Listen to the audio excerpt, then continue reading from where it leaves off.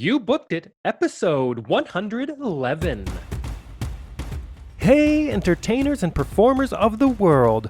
I'm your host, Dane Reese, and welcome to You Booked It, where I chat with inspiring entertainment professionals 7 days a week. By digging into their journey, we're going to discover everything you need to do to have a successful entertainment career.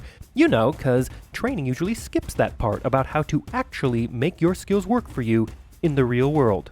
Fellow entertainers, my drive here at You Booked It is to share the inspiring and incredible journeys of successful entertainment professionals. We're here to support your journey. So go to youbookeditpodcast.com and join the You Booked It email community, where we dig deep into truly actionable things you can be doing right now to book that next audition, submission, or gig. If you enjoy this free podcast, please show your support and search for You Booked It on Apple Podcasts or your favorite podcast app, where you can subscribe so you don't miss an episode, leave a rating, and review. And now, let's do this. All right, let's get started. I am excited to introduce my guest today, Patrick Jørgensen. Are you ready for this, Patrick? Yeah, definitely. All right. Patrick is a rapper from Bergen, Norway, known for English language lyrics that deal with personal subject matter. Often considered a stylistic heir to Eminem, his music gave him global attention after placing second on the TV competition Norway's Got Talent in 2015. Before his breakthrough appearance, he studied at the Academy of Art in San Francisco and at McNally Smith College of Music. Through his music, he has been able to get the attention of Chris Brown, Tyga, and his audition has been seen by 200 million people around the world. This has allowed him to stand on stages both inside and outside of Norway. On the long list of performances he has done so far, he has been able to perform for the King of Norway, members of the European Parliament, and the US Congress. His drive as an artist is to be the person that he himself would have needed at a younger age. Patrick, that is a quick intro of who you are and what you've done, but why don't you tell us a little bit more about yourself? Fill in the gaps, who you are, where you're from, where you're currently calling home, and a little bit more about what you do as a professional in the entertainment industry. All right. Just to tell you a little bit more about who I am, I'm just a normal kid from Bergen, Norway, who has been in love with the art of rap and just expressing in general since I was probably around 12 or 13 years old, before I discovered that was something that I really had an eye for. And it got my attention and kept it. So from there on, I've been active as an artist. And by saying active as an artist, I just mean that it has been in and out of my life since that time. But I started taking music seriously as probably around the age of 15. And since then, it's just been, I've just been trying to get serious about my craft, trying to get serious about my audience and fans and all this stuff. That's pretty much summarizes my way into the entertainment industry anyways. Yeah, and let's move on to this next section here. And Patrick, look, I am a sucker for a good quote. What is your favorite quote you'd like to share with everyone? If I had to say, I want this quote just to be very relevant in towards the entertainment industry. Yeah. And I know people listening might not be in the same area of the industry as I am, but one thing that's true, regardless of what part of the industry you're working at, is that people in the business do business where business is done. Right on. Which means, at least for me, I had to learn that in a lot of ways, just because I remember I had a teacher my first year of college, and the first minute of his class, he would ask each and every student whether or not they had been active that week in the industry. Mm. And he was the one who drilled that into my head, just that itself. So I can't tell you who has written it. I can't tell you who came up with it, but I know it's true. Yeah, for sure. Nothing just happens, right? You see people that have created successes in their careers and their lives like yourself, and it doesn't just magically happen out of nowhere, right? You have to do the work. You have to show up every day, and you've got to do something and move yourself forward. Yeah, it is. Yeah, it's totally right. Great. And let's move on to this next section here. And Patrick, of course, you are an entertainer. I am an entertainer. And I think that you'd agree that this industry can be one of the most subjective, brutally honest, personally emotional industries in existence. And you know as well as I that in order to create and have a successful career in this industry like you're having now takes a lot of dedication and hard work. And while, yeah, there's an outrageous amount of fun and excitement being an entertainer and doing what we do, there are also our fair share of obstacles, challenges, and failures we are going to experience and we're going to have to move forward through. So tell us, what is one key challenge, obstacle, or failure you've experienced in your career? And how did you come out the other side better because of it? I think just in general, doubt is one thing that has been an obstacle. For sure. Um, Doubt and also just acceptance as a whole. And I know at a younger age, it was very important for me to, at least felt very important for me to fit in. I wanted to be with the cool kids. You want to be this, you want to be the best at this, or you want to do sports or whatever you want to do. You jump back and forth from things when you're younger. Just that acceptance, it's not as essential as I thought it would be, because at the end of the day, you're going to have to live with yourself. You're the one who's going to have to live up to your expectations and all. So it's just important to keep a focus on who you want to be and accept that. And nonetheless, just find something you're really passionate about in the process. Yeah, I think you said it right there. Find something you're really passionate about in the process.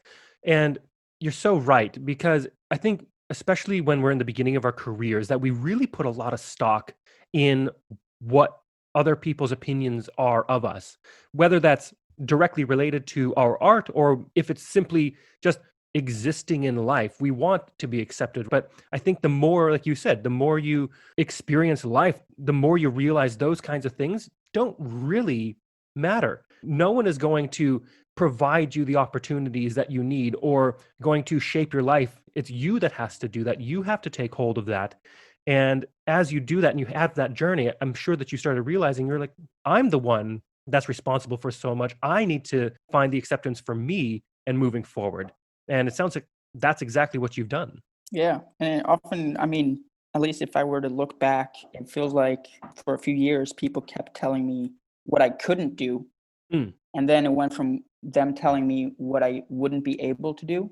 right. And then it turned into what I should do. People went from being critics to being people who gave me advice. And I think that just comes with having done something, having something to show for. And it also was just like I don't know, people change perception and start taking you seriously once you start taking yourself and your career seriously as well. So I think those things go hand in hand, but it doesn't happen overnight either. No, and also, I think there's a key point in there. You said people will take you seriously when you take yourself seriously.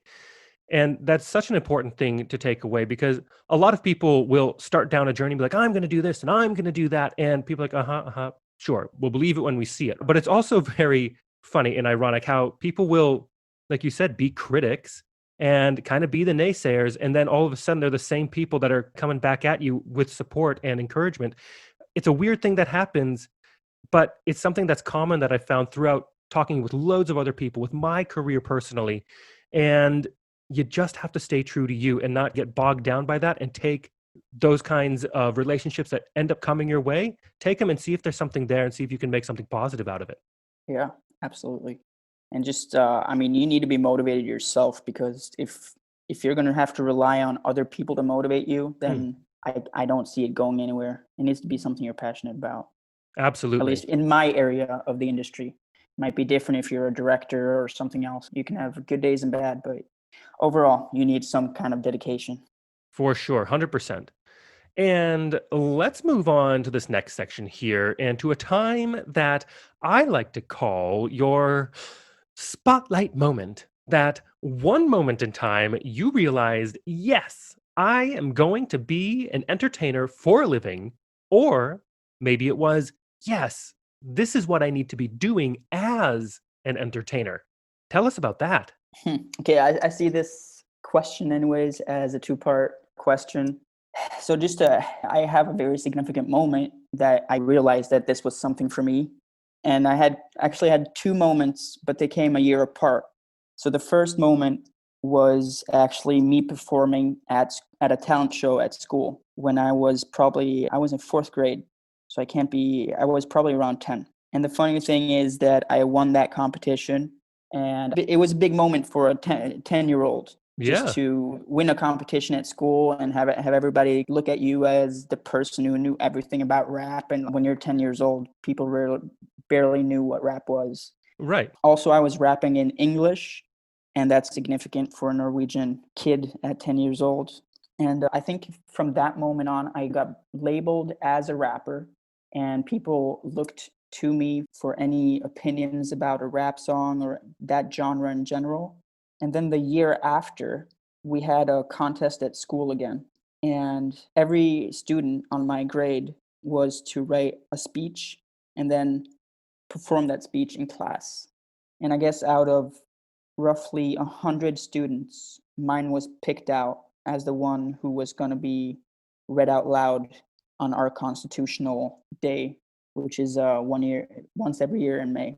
So it's our 4th of July moment.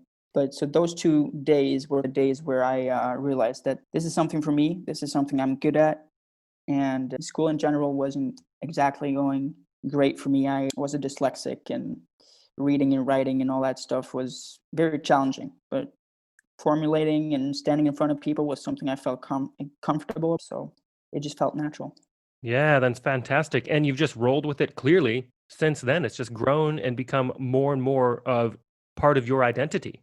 Yeah, I think the identity part is definitely an important factor here, just because I don't know who I would be without it. And Yeah, I've, over the years, you always play around with the idea of what if. And if I had made a different decision at 8 years old, I wouldn't have been a rapper today. I can't choose anything. I can't change who I would have been today without going back that far. I've just right. been devoted to. And let's piggyback on that question real quick and talk about your number one booked it moment. Walk us through that day. If auditions and callbacks happen to be a part of it, talk about that. What was going on in your life? And what about that moment makes it your favorite booked it moment? Yeah, I mean, so my favorite booked it moment would have to be the audition that you were talking about in the introduction, Yeah, where I had written the song that I performed. I had written about a year earlier, so it was the song itself was already old news, and I had shown it. I had put it out on the internet, and people it hadn't really caught on at all.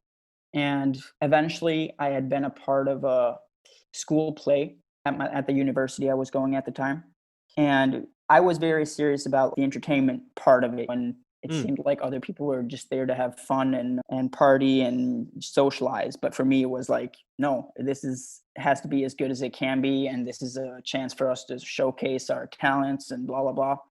So one thing led to another, and I felt by the end of being a part of that school play, I really felt I was misunderstood, or that it wasn't representative of what I knew how to do and what I could do as a performer.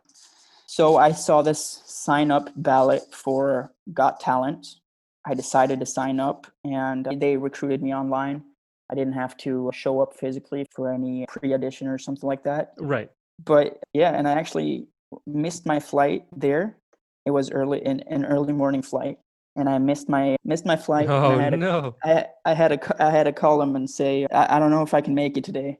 I missed my flight, and I was like, yeah, I really wanted to be there. It wasn't on purpose. It's not that I'm like nervous or trying to pull out. It's just I literally came to the gate 5 minutes late. So they understood, and they put me on a different plane a little bit later in the day. And I just remember those few hours in the airport from morning to afternoon, where I was just walking around, just like going through what it would be like to go on that stage. And I hadn't brought any family members, anything with me, just because I don't know. I just imagined what it would be, the level of disappointment that would come along with it if I didn't make it through the audition round. Right. And I went down there. And I had never heard about a golden buzzer or anything like that. So that was like a new concept to me. And the people in the crew kept hinting to it because they had listened to the song that I had submitted and figured out that it was a good song and this would be a good act to bring on. Eventually, I went on stage, introduced myself, and thought that I remember as I was performing, I thought it sounded horrible. But that was my personal opinion. And it was basically because they didn't have any monitors pointing towards me at stage. And that was basically so that they could record better sound. Oh, that's so Um, difficult too. Wow. yeah. But so that made it challenging for me to hear like where I was at in terms of melody and was I hitting the notes and all that stuff. I was like, whatever. And then out of nowhere, as the song finished, people were just in tears. And gold came raining down on me. And I don't know. It was just like, it was so many impressions at once. Oh, that's such a great story. And I watched that audition a few days ago, and it's such a Yeah. good audition. Fantastic work on that. But Thanks. yeah, but for anyone who's not a singer or has never been on stage, to not have monitors when you are singing on stage is outrageously difficult. It's this weird phenomena that happens that as you start singing, if you don't have monitors pointing back at you and you're singing into a microphone, it's almost like you can't hear anything. It's almost like you go Yeah. deaf. It's the weirdest thing that happens. It's your ears. Yeah. Thank you. I would just say that it's kind of like your ears switching over to hearing yourself from the everything that you hear comes from your voice instead of what you're projecting out into the room. Exactly. So the monitors would be helpful to let you know if you're sounding okay or not. Yeah, on pitch. Yeah. And a funny detail about audition itself, and I know this has been like heavily debated in comment sections and all that stuff. And I think it's like towards the end of the second verse or something. I got credited for like, oh yeah, he tears up. It's so emotional that he actually tears up towards the end of the verse. But the truth is that I ran out of breath. And I just had to stop singing for like 2 words because it was not physically possible for me to push out any more words. Yeah. And just in the days before I went on that audition, I had rehearsed without adrenaline. Of course. And but once you get on stage and once there's a few hundred people in front of you, the adrenaline starts pumping, and automatically you just put a little bit extra energy into it. Yeah, and you burned through all that. Yes. And it was literally there's 250 words on average in each verse of that song. I have to say 250 words without breathing. It can be challenging for anyone, but at least not, I hadn't had that much stage experience at that time. Yeah, there's probably things I would have done differently if I had done it again today. Yeah. Well, there you have it, folks. He wasn't tearing up. He just ran out of breath, which is totally fine. But I mean, it worked out. Yeah, of I mean, course it I guess did. people enjoyed it, the fact that I teared up, if that's what they thought. So Yeah. I never spoke about it. But Yeah, you just let heard it it first. roll. You guys heard it first now.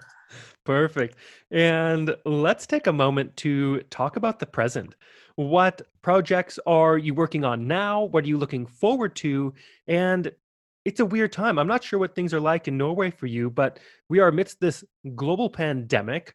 How do you see the entertainment industry moving forward in the next couple of years? I mean, oh wow. I feel like you had a lot of things I wanted to include here. So the COVID thing is a section for itself, I would say. So I'm not going to talk too much about that, but I can say that things are fairly normal here in Norway compared to other places, and it seems like our government has it somewhat under control. But it's still something that is looming over us and changes the way we communicate. Yep. And on behalf of where the industry is going, if anything, I think it's going to be way more digital. Hmm. I think going to a festival is not going to have to mean that you're going to have to be at this one place surrounded by 1,000 people, a few thousand people. I think a festival is going to be potentially put into the VR world, and there's going to be more digital ways for you to experience music. There's going to be new ways for sound to hit you. I don't know. I'm a visionary in that sense, where I can see it happening. And I know there's already been virtual festivals, so I'm not the first one to think that thought. But yeah, so where is it going? I can't really tell you, but if anything, it's going to be more digital. For sure. And it is time to move on to one of my favorite sections in the interview. I call it the Grease Lightning Round. I am going to ask you a handful of questions. I want you to answer them as quickly and concisely as possible, one after another. Are you ready? Okay, let's go. All right. First question. What was the one thing holding you back from committing to a career as an entertainer? At least for me, it was the doubt. It was just like, do I have what it takes? Do I see myself actually doing this? Other people's opinions affected me way more than they should have at the time. But that just, yeah, when you're 10 years old and you care about what other people think, it's hard to get out of. So doubt. Yes. And the second question, what is the best piece of advice you have ever received? Okay, yeah. So the advice that I want to say here is kind of cliche, That's all but I right. mean, I don't know. You can't give a good piece of advice without it being cliche. So it It's would be cliche just, for a reason, right? yeah. So I would just have to say, believe in yourself, or no one else will. Yes. And the third question, what is something that is working for you right now? Or if you'd like to go pre-COVID, what was working for you before our industry went on pause? I think my process of getting something from a written form into a recorded piece of music Hmm, is way better now than it was a year ago, just because I have formed new relationships and I have people and producers in a studio and people involved in the process. And yeah, I'm way more happy with what I make, what the result that we're left with as of today than what I was a year ago. oh, that's great. And the fourth question, what is your best resource? Whether that is a book, a movie, a YouTube video, a podcast, maybe a piece of technology that you found is helping your career right now. It would definitely fall into the technology section. Yeah, And if I just had to give credits to one specific piece of technology, it would be hard. But I would have to say like Google Docs or something. It's just keeping track of everything that I write. It's making it possible for me to communicate that. I spend a lot of time writing. of course. So just that as a writing tool is just genius. How I can take it from my phone to my computer to send it off to someone to bring it up when I'm in the booth. And the fifth question, if you had to start your career from scratch, but you still had all the knowledge and experience you've collected from your career in this industry, what would you do or not do? Would you do anything differently or would you keep it the same? I think the patience is something that should be underscored for anyone just starting out. Mm, Because as you get started on a career, or like you think you found your passion in life and music is what you want to do, it's okay not to have to show all your friends and all the people in your circle of people, whether that means friends of friends or just other people in general, to hear you or see you. It's okay to take time, practice, rehearse, and just be really strong from the get go. But that patience, having that patience and will to just put in the hard work without being recognized for it, I think that often can be a good determinator whether or not it's something you really are passionate about. And I just remember as a 13-year-old, if you have a song recorded, you want to show it off the next day. If you're 15 years old, you might be able to wait a week. And my best advice is just be a little bit patient, and it gives you better time to put it all into a bigger picture, and gives you some perspective, because as you start putting ideas together, you can also start eliminating some of the not so good ideas as yeah. better ones come along. Yeah, that's so good. And I also really enjoy the part where you brought up it can be a good determinator if you're able to stay with your product and just create and not have the praise, not have, oh, that was really good from people, right? Yeah. Because ultimately, you need to do whatever your art is for yourself. And that has to really be enough in and of itself because you need to find the fulfillment with you, not by externalizing. That's just cherries on top is Yeah. people recognizing you and giving you some praise and some success for that. But if you're not happy with it and it doesn't motivate you personally, it's hard to keep doing this for a long time. Yeah. And of course, like standing on stage in front of people will give any person on this earth some kind of an adrenaline rush. Oh, yeah. And I just know that there's so many people, that's what they seek. That's why they want to get into the music industry. And it looks so much fun from when I'm looking at people who are on stage. And I would just like to be the center of attention for once. I don't know if that makes sense, but there's a lot of people, that's like their foundation or their first initial thought of why they should get into the entertainment industry is because Mm, they want to be the center of attention. And I guess what I'm trying to say is that it's probably not the right thing to be seeking, because that way you're starting out just seeking other people's approval, and I don't think that's the healthy approach, anyways. agreed. And the last question: what is the golden nugget knowledge drop you've learned from your successful career in this industry you'd like to leave with everyone? Uh, it's just the small pieces of advice that can get people a long way, just with a tiny little nudge of direction. And I think it, especially like considering how most people start out, taking people's advice, knowing that people know things better than you do is totally okay. And I think it's important as you start out to be able to take people's ideas and implement them into your own without stealing them. And also just thinking that you always have the answer is the worst way to approach anything, just because everybody has a different perspective, everybody has a different opinion and different experiences. But it's something that I had to teach myself, and it took a long time, and I wish someone had given me that advice earlier, just because I kept doing the same thing because it was what I thought was the right way to approach it, even though some of my good friends had a very different opinion of different things that I didn't take it to heart.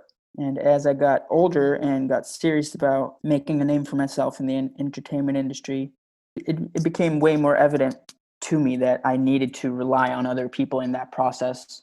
And I just went at it as if I didn't know more about anything than anyone else in the room. So hearing people out, taking things into consideration, but also just, yeah, not thinking that you know it all. Yeah, perfect. And to wrap up this interview, Patrick, it is time to give yourself a plug. Where can we find you? How do our listeners connect with you? Is there anything you want to promote? Yeah, I have a new piece of music that came out a week ago, which is a song called Child of the World. I've spent a lot of time both writing it and producing it, and it's a long story of where the inspiration came from. But it's basically a song that is about acceptance and just understanding and respecting that we're all different, but that we can all be ourselves. Yeah, it's out on any streaming service, anywhere you find music. It's on YouTube, Spotify, SoundCloud. It's on, yeah, anywhere you find music. Beautiful. And are you active on Instagram? Can we connect with you there? Yeah, I'm at Patrick Official, which is something I have to spell with the number 4 instead of an A in the beginning there, so it's tricky to spell out. But Patrick Official, if you just type that, you will find it. And if you want to check out all of my content, you would find that at hellonomusic.com. Perfect. And for everyone listening out there, I have put the links to everything Patrick just said into the description of this episode so you can easily connect with him and listen to his latest song. Patrick, thank you so much for being here today and taking your time to share your journey. Yeah, thank you for having me, and thanks for the conversation. Thank you so much for joining us today. My one call to action for you is to go to youbookeditpodcast.com and join our free email community where we dig deep into a continually growing resource of truly actionable things you can be doing right now to help advance your entertainment career. Don't miss an episode. We have a new guest 7 days a week. Search for You Booked It on Apple Podcasts or your favorite podcast app and subscribe today. All the best to you. We'll see you tomorrow.